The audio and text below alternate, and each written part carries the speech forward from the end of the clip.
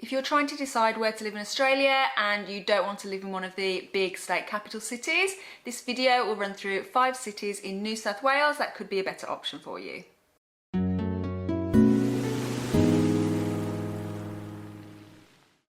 I'm Lisa from Australian travel and migration blog dreamingofdownunder.com. I've made lots and lots of videos comparing the major cities in Australia to each other to help you decide where to live, but in this video I will choose 5 smaller cities in New South Wales that you might not have even heard of if you're not already living in Australia or if you haven't travelled here before.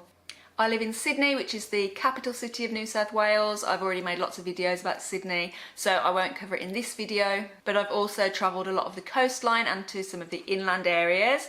So all of the places in this video I've personally been to and liked, and I've chosen the more populated places as well. There are obviously lots and lots more places in New South Wales that you could live. Feel free to leave in the comments any ideas of other cities and towns that you think are great places to live in New South Wales, or let me know any other information about the places that I'm going to run through if you live there. I'll also leave a link below to my New South Wales page on my blog, because I've got lots and lots of travel guides for the places that I talk about in this video, as well as lots of others. So if you just want to get a general idea of things to do in these cities or what they look like, you can have a look through those. Okay, let's get started. The first city I'll cover is Newcastle, which is around a 2-hour drive north up the coastline from Sydney. It's about 169 kilometres away. You can get to Sydney by train from there in around 2.5 hours.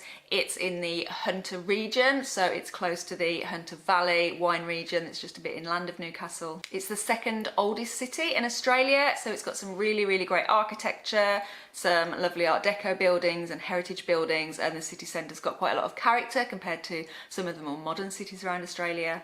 It is a harbour city, and it's also got really great beaches. It's lined with lovely big beaches, and it's got ocean pools. It's got the biggest ocean baths in the southern hemisphere, which is the Merewether ocean baths, and it's also got the famous Bogey Hole and the Newcastle ocean baths. You can do some great coastal walks too, such as the Newcastle Memorial Walk. It was a very overcast day when I did that, but it still had really beautiful views. Even though it's got lovely scenery, it is also a big city, and I would say that it really feels like a city. There's lots to do in the CBD or the city centre. You've got shops, restaurants, bars, all sorts of nightlife, cafes. You've got quite arty areas as well, so it's a pretty cool city.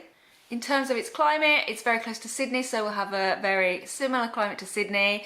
The average maximum temperature in the summer is around 26 degrees, and then in the winter that drops to around 16 degrees, and an average of around 100 sunny days and 100 rainy days per year. In terms of property, it is cheaper than Sydney, but still not cheap. You're looking at around $1 million for a house. That was the average price across the year to July 2024.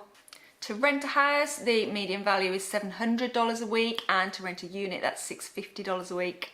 Newcastle does have its own universities, and of course you can travel to Sydney to go to uni if you've got kids maybe who are university age. If you want to know about crime rates in New South Wales, you can look on the New South Wales Bureau of Crime Statistics and Research. This is really useful, and you look at maps as well. So you can see like which regions of a city are the worst and best for crime. You can look at specific crimes and look at the figures and see how they compare to other cities. In this video, I'll look at the rates of assault, theft and drug offences for each of the cities compared to New South Wales on average, and these are the number of incidents during the year to March 2024 per 100,000 people. So for Newcastle, the rate of assault was 1,143 incidents, and the average across the state was 901. For theft, Newcastle had 4,803 incidents compared to an average of 2,360 for the state, so well above average. However, comparing it to Sydney, that had almost 6,000 incidents, so still lower than Sydney. And for drug offences, it had 527 incidents compared to a state average of 504. The next city on my list is Wollongong, which is south of Sydney. It's about 91 kilometres down the coastline, which takes around an hour and 20 minutes to drive to. It's also got the train line going through, so that takes around 1.5 to 2 hours by train. It's got a population of over 220,000 people. It's a really pretty city. I would say it feels much smaller than Newcastle does. It feels more like a smaller town that's by the sea. It's got a CBD, it's got a city centre and everything with restaurants and shops and bars and all that, but it's very close to the beach. So from the city you can just walk to the beach. On one side of the city you've got the beaches, and then on the other side you've got the Illawarra escarpment. So it looks really pretty. It's quite a narrow strip of land that Wollongong is on, and so you can just see like beaches and ocean, and then you've just got these lovely hills behind, so it does look really pretty. There is quite a big industrial plant near the city, but once you go a little bit south of there to the more southern beaches, you don't see that, and you've just got these just beautiful wide views of the ocean. It's got really lovely scenery. It's apparently a place that used to be rough years ago, but now it seems like a pretty modern cosmopolitan place to live from what I've seen of it. You can visit rainforests from there, you can do these gorgeous coastal walks, you can climb up the escarpment, and between Sydney and Wollongong like centre you've got all these beach suburbs. You can do the Grand Pacific Drive, so you just come off the motorway and then drive the coastal road. You've got viewpoints, you've got all these lovely little suburbs right on the beach. So I mean, it would be doable to commute to Sydney if you worked in Sydney and didn't mind a longer commute, because you've got the trains there. So it would be a good place to live if you want somewhere a little bit quieter than Sydney, but you can still work in Sydney if you want to. You've also got easy access to the Royal National Park to the north. It's got lovely cafes by the beach, it's got beautiful coastal walks, it's got lots of historical monuments and information on some of the coastal walks as well, so you can learn about the city. Wollongong is also home to the largest Buddhist temple in the southern hemisphere, which is the Nan Tien temple. Wollongong has a university, it's really pretty actually. It's up near the Botanic Gardens, so it's all very green and lovely. Also head south to Kiama, which is really pretty. It's a green beachside town. The scenery really changes once you get south of Wollongong, and you get all these lovely green hills. And if you carry on down, you've also got the Jervis Bay region, which is just gorgeous, absolutely amazing.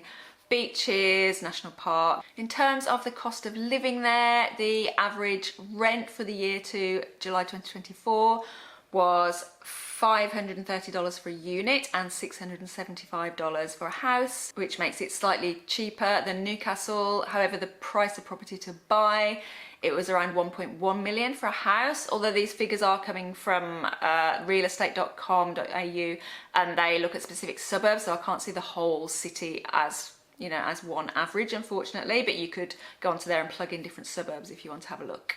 In terms of the crime rates in Wollongong, for some crimes it was lower than the average for the state, for some crimes it was higher than the average, so again I think you might want to look on the map. The assault rate was lower than the state average, so that had 754 incidents compared to an average of 901. Theft was above the average at 2,601 cases compared to 2,360 for the state. And drug offences was above average as well, with 749 incidents compared to an average of 504. So I think if you're looking for a quieter city in New South Wales that's more affordable than Sydney, Wollongong is a good choice. My next city is Coffs Harbour, which is actually closer to Brisbane than Sydney. It's 384 kilometres south of Brisbane, which takes about 4 hours to drive. And it's got a population of over 79,000. It's slightly warmer than Sydney. The average temperature in the summer is around 27 degrees, and in the winter, average maximum of 19 degrees. The property and rent is cheaper there too than Sydney and all the other cities that I've mentioned. The median price of a unit is $550,000, and for a house it's $760,000. The average weekly rent for a unit was $480, and for a house $650. It's well known for its Big Banana theme park, but it does have more to offer than that. You've got lots and lots of lovely beaches, you've also got rainforest, and with the nice warm sunny climate you can enjoy lots of outdoor activities. Similar to Wollongong, you've got a backdrop of hills, so even though you've got all your shops and restaurants and everything in the city centre, you've still got this slightly rural feel. It's quite pretty. Coffs Harbour crime rates were above the state average for all of those three crimes that I was looking at. So the rate of assault was 1,692 incidents, and the rate of theft was 2,911 incidents, and for drug offences it was 729. My next place to live is Port Macquarie. So this is quite far north of Sydney. It's got a population of around 50,000 people. It's 392 kilometres north of Sydney, which takes about 4 hours to drive, and you've also got Brisbane if you carry on north. Being a few hours north of Sydney, it is slightly warmer, so your winters are around 2 degrees warmer on average, and it has 119 sunny days a year on average, which is above all of the other cities in this list, so very nice, warm, sunny city. Port Macquarie is a really scenic, outdoorsy coastal town. It's a popular place to go on holiday. It's got beautiful beaches, it's got rainforest, you can do lovely walks there. The cost of living here is significantly cheaper than Sydney and the other cities that I've listed so far. The median price for a house during the year up to July 2024 was $845,000, and for a unit that was $590,000. And the median rent was $460 per week for a unit and $620 per week for a house. The crime rates for the Port Macquarie Hastings region was 977 incidents of assault, so slightly above average for the state. Theft incidents, 2,272, so slightly below the state average. And drug offences were well below the state average with only 383 incidents. The final city I'll add to the list is Bathurst. This is inland of Sydney, so you have to go beyond the Blue Mountains. It's around 200 kilometres from Sydney, which takes around 2 hours and 45 minutes to drive, or 3.5 to 4 hours by train. It's got a population of around 46,000 people. The climate there is slightly different to all of the other cities I've listed because it's not a coastal city.